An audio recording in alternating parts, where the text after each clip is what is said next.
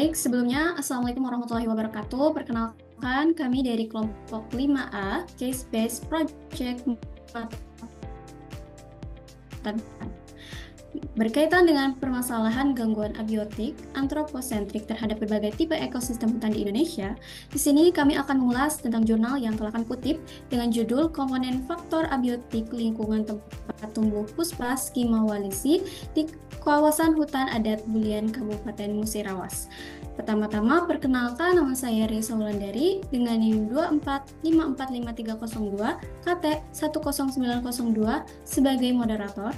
Dan rekan-rekan saya Nazila Kalisa Dewi dengan NIM 20-462031-E-09414. Saya Zahra Nur Azizah dengan NIM 24545111 KT 10897. Saya Risa Mula Insani dengan NIM 24544441 KT 10876. Saya Reva Aprilia Puspita dengan NIM 24535851 KT 10675. Saya Rino Lishipa Muriniwa Azara dengan NIM 24534382 KT 10638. Saya Safira Ismi Maulani dengan NIM 245355885 KT 10678. Saya Salasa Rizkia dengan NIM 24545489 KT 10914. Saya Rizky Dio Agung Nugratin dengan NIM 24539968 KT 10764. Jadi pada sesi ini kami telah mengumpulkan berbagai informasi, diantaranya ada ragam gangguan, ada interaksi yang terjadi, dampak yang ditimbulkan, serta strategi pengendalian. Nah, jadi tumbuhan puspa atau dikenal dengan nama ilmiah Skima walisi merupakan spesies tumbuhan yang termasuk dalam kategori pohon dan memiliki banyak manfaat. Nah, di Indonesia sendiri, tanaman ini tersebar di Pulau Jawa, Sumatera, dan Kalimantan. Nah, untuk pembahasan mengenai ragam akan dilanjutkan oleh rekan saya kepada Nazlah, dipersilakan. Oke, berkaitan dengan hal tersebut, terdapat ragam gangguan abiotik, diantaranya yang pertama yaitu intensitas seharian yang bervariasi dari 112,25 hingga 2156,25 lux. Yang kedua ada suhu harian yang berkisar antara 28,3 derajat Celcius hingga 30,6 derajat Celcius. Kemudian ada kelembapan udara harian antara 85,25% dan 96,25%. Kemudian akan dilanjutkan oleh teman saya, yaitu Zahra Nur Azizah, dipersilakan. Selanjutnya ada tingkat keasaman tanah atau pH yang berkisar antara 5 dan 6. Nutrisi tanah yang rendah, khususnya unsur hara N, K, Ca, dan Mg yang berkisar dalam kategori sangat rendah hingga rendah.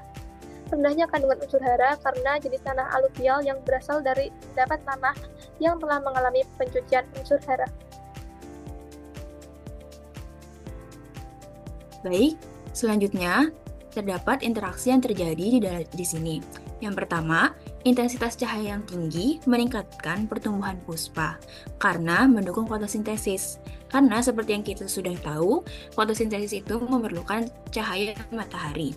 Yang kedua, area dengan vegetasi yang rapat, intensitas cahayanya berkurang sehingga tumbuhan menerima cahaya yang lebih sedikit dibanding tumbuhan-tumbuhan yang berada di dalam vegetasi yang ringan. Selanjutnya akan disampaikan dengan rekan saya yang bernama Reva. Baik, selanjutnya yaitu ada kelembapan dan suhu yang tinggi yang mendukung aktivitas mikroorganisme tanah. Nah, kelembapan dan suhu yang tinggi mendukung aktivitas mikroorganisme tanah karena kondisi ini menyediakan lingkungan yang ideal bagi mikroorganisme untuk tumbuh dan berkembang. Kelembapan tanah yang tinggi memberi air yang diperlukan bagi mikroorganisme untuk melakukan proses metabolisme seperti pemecahan bahan organik dan pelepasan nutrisi. Ketersediaan air juga membantu mikroorganisme bergerak lebih mudah dalam tanah dan mengakses nutrisi yang larut. Lalu kelembapan dan suhu yang tinggi meningkatkan dekomposisi bahan organik, menyediakan unsur hara bagi tanaman. Untuk selanjutnya ada dampak yang dapat ditimbulkan. Yang pertama ada ketersediaan cahaya yang bervariasi berdampak pada volume tegakan puspa, di mana cahaya tinggi meningkatkan volumenya. Lalu yang kedua, ada rendahnya kandungan unsur hara dapat menghambat pertumbuhan optimal puspa. Untuk dampak selanjutnya bisa dilanjutkan oleh rekan saya, Safira Ismi. Baik, kelembapan yang tinggi sangat cocok untuk mendukung proses dekomposisi bahan organik yang cepat. Hal ini menguntungkan karena dapat meningkatkan kandungan bahan organik tanah yang menyediakan nutrisi bagi tanaman. Namun, kelembapan yang berlebihan juga dapat menghambat pertumbuhan puspa dan meningkatkan risiko serangan jamur atau patogen.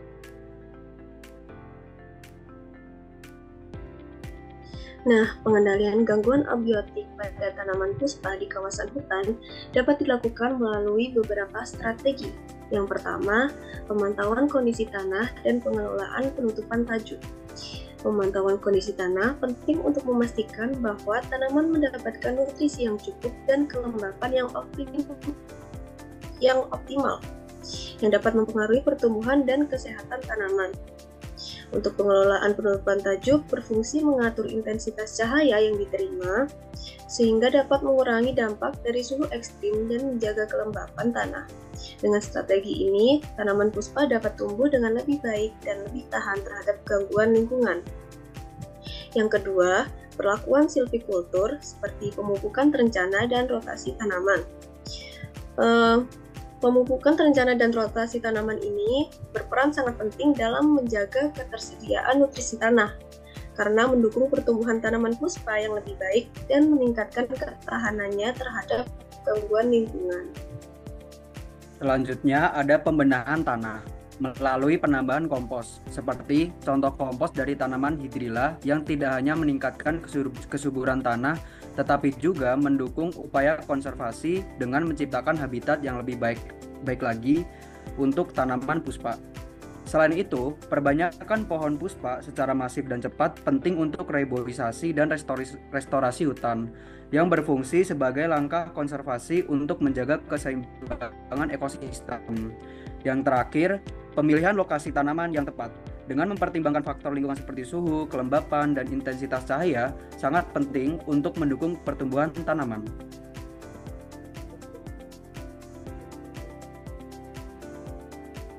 Kemudian untuk slide selanjutnya bisa ditampilkan.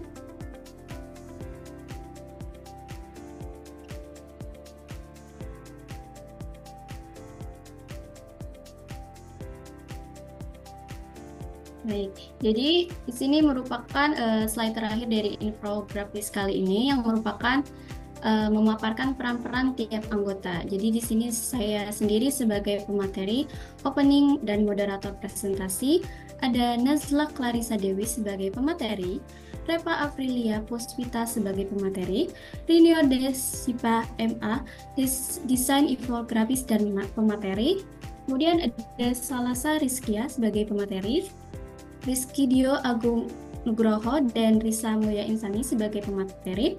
Kemudian ada Safira Ismi Maulani sebagai desain infografis, merangkum isi jurnal dan pemateri. Kemudian terakhir ada Zahra Nur Aziza sebagai desain infografis, mencari jurnal, merangkum isi jurnal dan pemateri. Baik, sebelum presentasi diakhiri, saya mengucapkan terima kasih kepada rekan-rekan semua atas kontribusinya dalam case-based project ini. Selain itu, kami dari kelompok 5A ingin menyampaikan terima kasih kepada dosen PKH Ibu Sri Rahayu atas tugas yang diberikan. Semoga materi ini bisa berguna bagi kita semua. Sekian dari kami. Wassalamualaikum warahmatullahi wabarakatuh.